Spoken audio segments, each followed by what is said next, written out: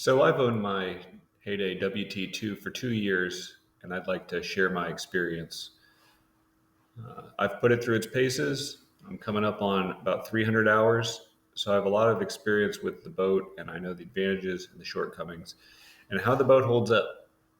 I'm going to cover several topics, including performance, price, pros and cons, and a few other miscellaneous items.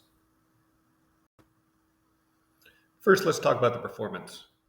The wake and wave are more than good enough for 99% of people. It has an awesome wave and an awesome wake for wakeboarding. It's not going to hold you back from progressing and learning any tricks. You probably won't have to spend. You're probably going to have to spend about twice as much to get a boat with noticeably better performance. Let's say, like if you really want to do elite tricks like 900s, 1080s, double flips, yeah, then you're going to be looking at a G23 or something. But for 99% of people, this wave and this wake are great. There's a lot of boats actually that they aren't great for both wakeboarding and wake surfing, especially in this value segment. When you want to look at comparing this boat, the Heyday, to other boats, you're obviously going to compare it to the few affordable competitors, which are really only limited to Axis, ATX, Mastercraft, the NXT, Supreme, and Moomba. That's pretty much it. So your Axis is what I think it performs most similarly to. Axis boats actually surf and wakeboard very well, and I think that you're going to get a pretty similar quality of wave and wake. The only problem is that an Axis boat costs 50% as much as my WT2. I know that my boat came in around 70 when I bought it a couple years ago, and at the same time, I test drove a T220, and they wanted 118 for it. So it was, and even the A20 was going to be well over 100. So it was just a humongous price difference. The ATX I test drove recently, and I think that it wake surfs fine. I do not think that it wakeboards well at all. And I've heard other complaints from people where they can't really figure out the wakeboard wake. The Mastercraft NXT, I think, really just needs a lot more weight. I think it wakeboards fine if you fill up the ballast. I don't think it's very good if you try to go beginner style with no ballast. I think you need more weight for it to wake surf better. The Supreme, I've never had a chance to ride it, but it looks like a great boat. Moombas, everyone says that you need 1,000 pounds of lead to make the Moombas surf well. I'm not quite sure about how well they wakeboard. Next, let's talk about the pros and cons. So we'll discuss the cons first. The biggest thing you're always going to hear is the vinyl seats. So, like I said, I'm coming up on 300 hours. I do have 4 cushions that have some seam separations. They're all being replaced under warranty, which is great.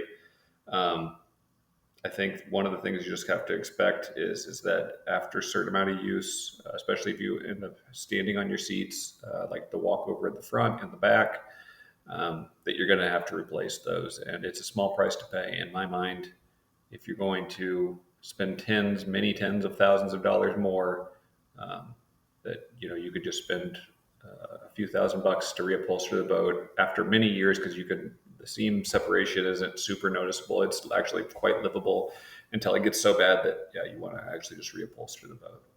So for me, it's a reasonable compromise. Um, there's a ton of little tiny small items that I've noticed on my boat. Like for instance, the ballast pumps need to be flipped to the way they were installed the first point. I had a very minor mechanical issue, which the pump pulley went out, so they had to replace that. That was under warranty, really not a big deal. Just like some other small stuff, like some snap buttons, some weather seal around the hatch kind of tore a little bit. But again, these are just super small issues. The boat doesn't have enough cup holders. But again, I knew that going in, that I wish I had more cup holders, but not again. It's worth the compromise for me for the price savings. Um, The engine access, I also obviously realized this before I bought the boat, that it doesn't have a traditional transom. So there's no hatch panels that can be removed because of the hot tub seats. So if you want to do any of your own work, it's going to be extra painful. But if you, again, it's not a problem if you're planning on having someone service your boat always. It's not a problem that you have to concern yourself with.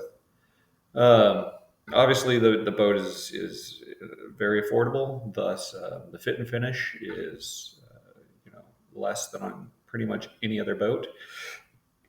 So that's to be expected. But again, if you, people who are interested in these boats, they're interested in a boat that is awesome on the water, is fun, and fit and finish is got it comes second.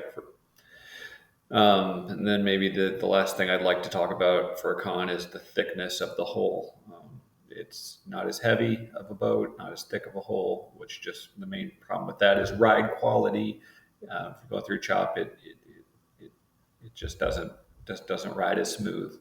You can fill up your ballast and it'll ride smoother, but it, the hull is not going to break or anything. Holes from mid 2000s were even thinner than this hole from some of the boats that I've been in that were 15 to 20 years old. So let's talk about the advantages.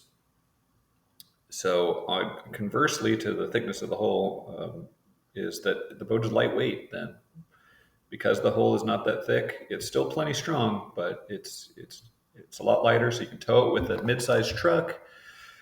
Um, you much easier. It's about 1,500 pounds lighter, my WT2, than other comparable boats. It means I can also wakeboard at lower speeds. So if you want to try new tricks at lower impact, or you want to have the beginner try wakeboarding at lower speeds, you can still clean up the wake because it's so light, which is I think a great advantage. The simplicity is an excellent advantage. If your screen goes out, you can actually still operate everything on the boat with the smart gauge, the Mercury Smart Dash, or you can replace the screen for $700 versus several $1,000 for a lot of competitors with their proprietary screens. And I mean, the list just goes on and on for how simple it is, and it's kind of future proof. Bimini, it doesn't have a part that's fixed. They have a lot of fixed biminis that stick up now. That I hate that, or biminis that don't cover the front and the back. So I like the bimini. I like vessel view. Boats. I don't think there's any other boats that really give you live data telling you how many miles per gallon you're getting or gallons per hour that you're burning, which is awesome to know. Which is another advantage that this boat is really fuel efficient. I mean, when I wake surf, it's somewhere between 11 to 13 usually for my gallons per hour, which is comparable to the Centurions and things that always claim that they have extreme fuel efficiency. Compare that to, I've heard that like other boats like Supras get 22 to 24 gallons per hour, which is crazy high. Boats, the storage is great. I mean, compared to a lot of boats that have a lot of bags, ballast bags underneath the seats, that's great. The transom walk-through is nice. I mean, a lot of the boats have that too. Some don't, though. So you have to step on the cushions, the sun pad cushions. I like having the gator step. I think that the boat being Mercury engine is a plus. Because you can just get the parts off the parts catalog. Mercury parts catalog is advantageous, especially when your boat gets to be older and older. And many of the parts are used on Mercruiser engines throughout their line, which is one of the most ubiquitous engines out there. And I mostly have a lot of saltwater hours on my boat. I try to take great care of my boat. But it is holding up well in the saltwater. So let's move on to price. I'd like to discuss the price point. That's obviously the main appeal of these boats. I mean, it's in a league of its own, and it really has no true competitor at the price point. The WT series, and specifically my WT2, Sanger is the only competitor at the same price. But those boats are very old style with low transom and low freeboards, and they are an extremely obscure brand to say the least. There's very little dealer network. They're probably not an option. I don't really consider them to be an option. Um, So it's really in a league of its own. I mean, this boat is for cost conscious people. I mean, obviously, the people who are going to argue that they'd like to spend an extra 50 or $100 a month on their 20-year financing, they could do that. I mean, people who are cost conscious are not the kind of people who want to finance anything for 20 years. Um, so, if there's different boats for different kinds of people. Um, and I just don't think it makes sense to compare a Heyday that you can get a WT2 for, I don't know, somewhere in the 70s, and a boat that's like a Centurion that's $170,000. I mean, they're just too. You can buy over two Heyday WT2s for that price. It's crazy to compare the two boats. I would also like to say that the trailer price is included. If you the upgrade price for things like a galvanized trailer are pretty minimal, which I think is great.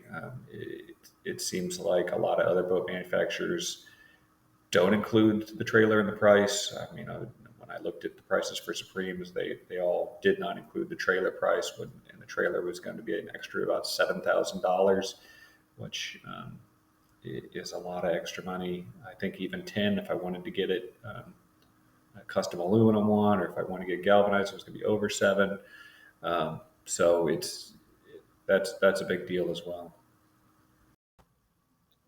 Lastly, I'd like to touch on a few miscellaneous topics, one of them being aesthetics. People always say that these boats are super ugly, but honestly, I get compliments all the time. I get questions all the time about the boat.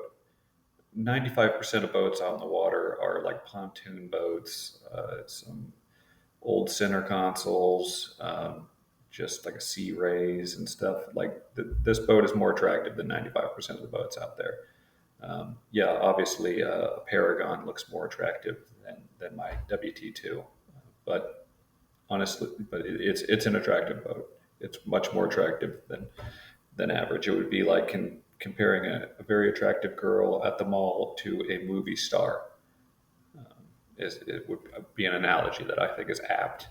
Resale, I think that the resale price on these boats is the same as any other brand. I know a lot of people say that they think the resale in the Heydays is not good, but it's they see a Heyday selling for $65,000. It's like, yeah, that boat probably sold for just around 70 something brand new, which I think is a normal amount of depreciation. I mean, if somebody can buy the boat for that much new, there needs to be a price difference. Nobody wants to buy a used boat when they can get it for so close to new price. Um, so, in my mind, I think these boats, there's a high demand for them. The resale value, I think, is very reasonable still. Uh,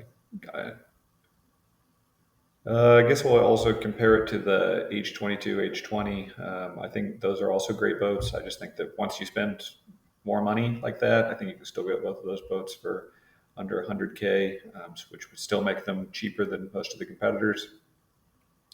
I think that it's a harder decision. You have a lot more competition at that price point, but those are still great boats, and you're still coming in cheaper. Um, but I mean, if you're the person who just wants the best bang for the buck, it's going to be the WT2. And if you ride with a lot of people, then the WT Surf. If I had to buy another boat today, another brand new boat, it would almost certainly be another Heyday. And I guess kind of my last parting comment would just be, I think the best way to approach the brand, which is uh, the quote that there's no solutions, there's only trade-offs. And I think that you just have to know what your priorities are. If they are just like price consciousness and awesome wave and wake, like that's why I chose the Heyday.